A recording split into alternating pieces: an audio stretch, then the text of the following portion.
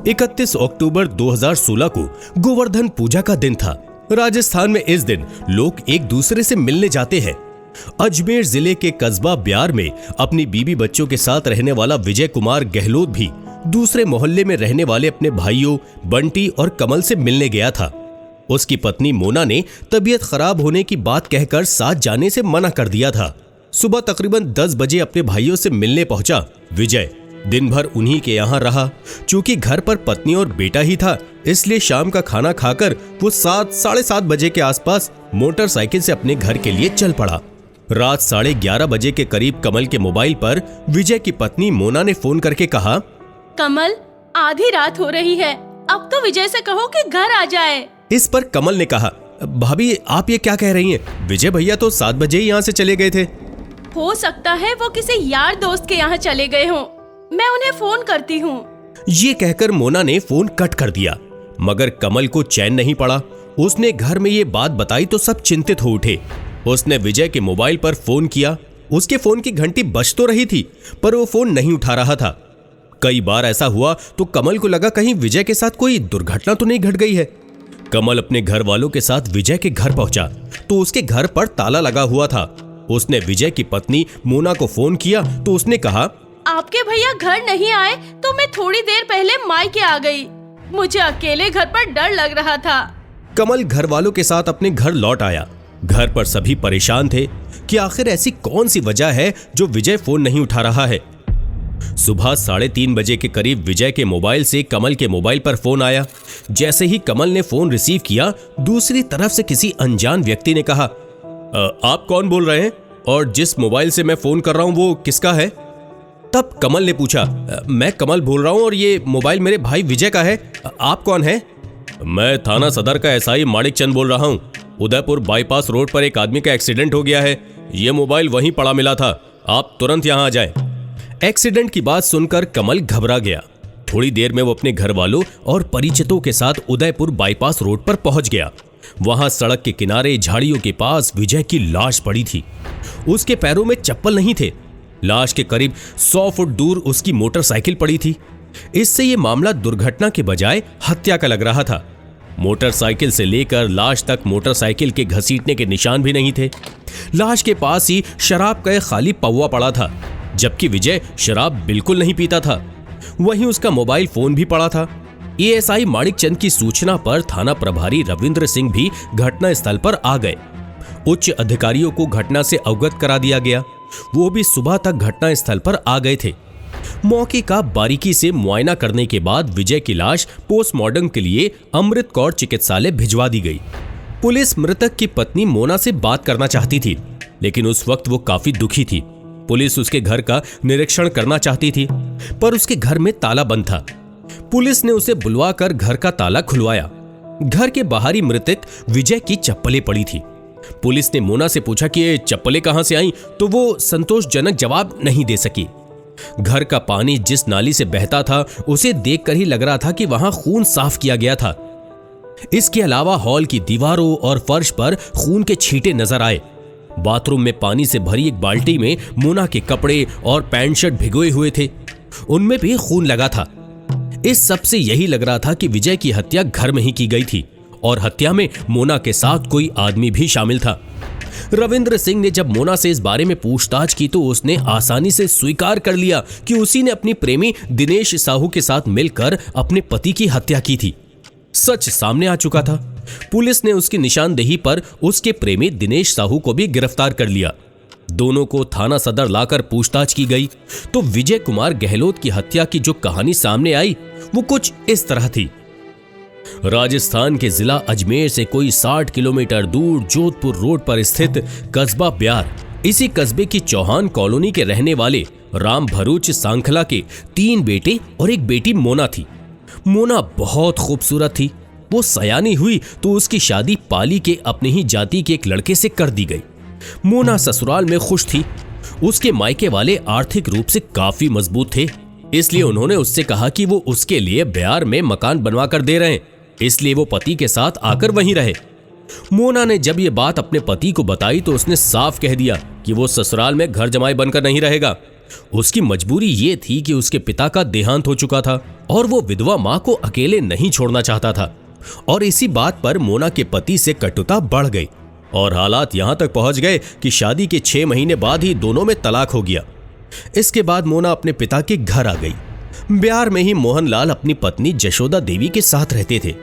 इनके 3 बेटे थे, बंटी कुमार, विजय कुमार और कमल किशोर। तीनों भाइयों में बड़ा प्यार था। सबसे बड़ा बेटा बंटी दिव्यांग था। दिव्यांग होने के बावजूद वो समाज सेवा में ज्यादा से ज्यादा समय बिताता था। वो बिहार विकलांग समिति का अध्यक्ष भी था। सोहन लाल और उनकी पत्नी जशोदा की मौत के बाद तीनों भाइयों ने घर गृहस्थी और दुकानदारी संभाल ली थी। सब बढ़िया चल रहा था। बात सन 2004 की है। विजय कुमार अपने चचेरे भाई के साथ उसकी ससुराल में आयोजित एक शादी समारोह में गया था। वहीं विजय की मुलाकात मोना उर्फ मोनिका से हुई। इसी मुलाकात में मोना और विजय एक दूसरे को दिल दे बैठे। एक दिन वो भी आ गया जब विजय ने अपने घर में मोना से शादी करने की बात कह दी। मोना ने भी अपने पिता से कह दिया था कि वो विजय को चाहती है और उससे शादी करना चाहती है। दोनों परिवारों की सहमति से सन 2004 में मोना और विजय की शादी हो गई। मोना और विजय को अपना अपना प्यार मिल गया था। उनकी गृहस्थी आराम से कटने लगी। शादी की पहली वर्षगांठ से पहले ही मोना बेटे की मां बन गई, जिसका नाम नितेश रखा गया। विजय संयुक्त परिवार में रहता था, जबकि मोना पति के साथ अलग रहना चाहती थी। मोना के मायके वालों ने उसे विजयनगर में एक मकान बनवाकर दे दिया था।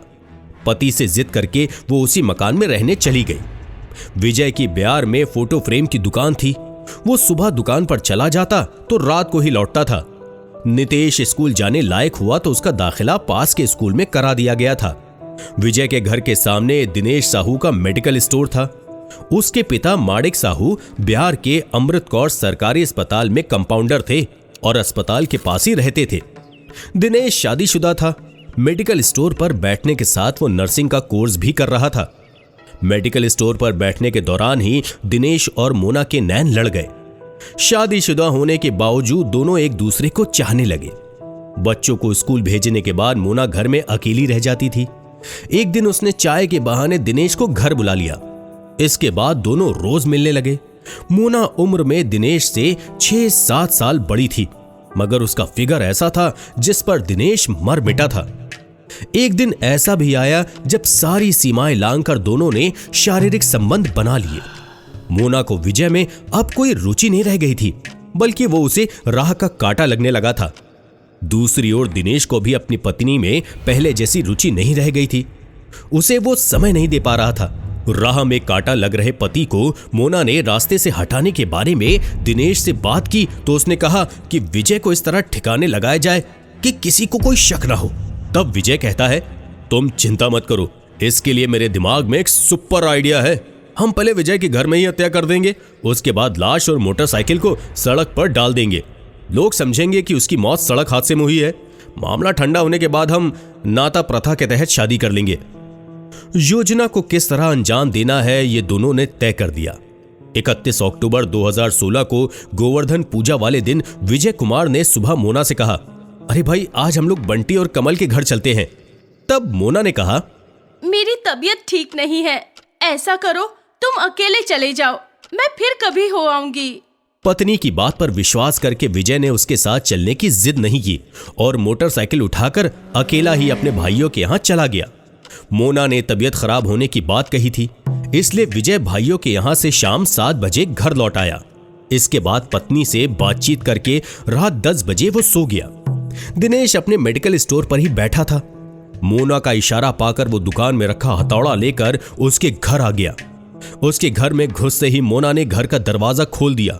दिनेश ने सो रहे विजय के सिर पर हथौड़े से वार किया और उसका सिर फट गया। वो बेहोश हो गया। इसके बाद मोना से चाकू लेकर उसने उसका गला रेत दिया। गला कटने से जो खून निकला उससे मोना की साड़ी, ब्लाउज और दिनेश के कपड़ों पर खून लग गया।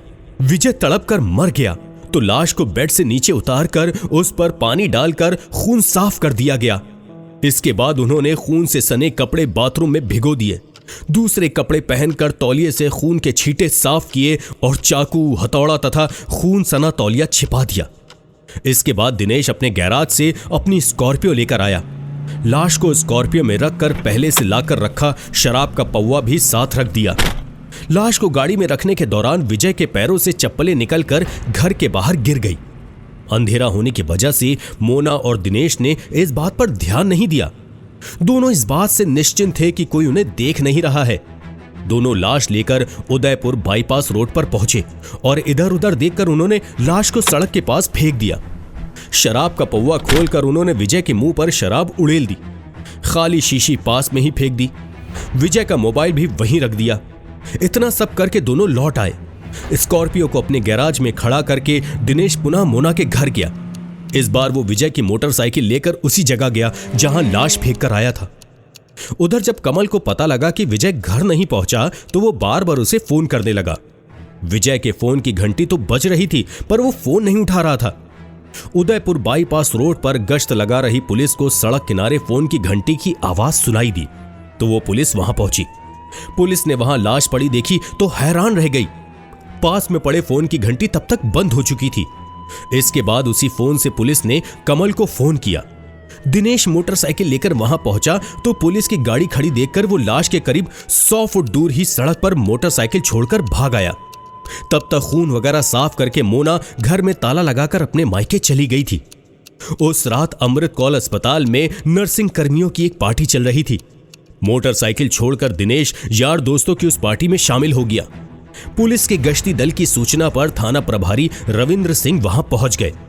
पूछताछ के बाद पुलिस ने मोना उर्फ मोनिका और उसके प्रेमी दिनेश साहू को गिरफ्तार करके उनकी निशानदेही पर हत्या में इस्तेमाल किया गया हथौड़ा, चाकू बरामद कर लिया था।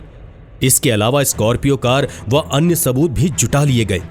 पोस्टमार्टम के बाद विजय का विसरा जांच के लिए प्रयोगशाला भेज दिया गया था। पुलिस ने मोना और उसके प्रेमी दिनेश को न्यायालय में पेश करके केंद्रीय कारागार भेज दिया। तो ये थी आज की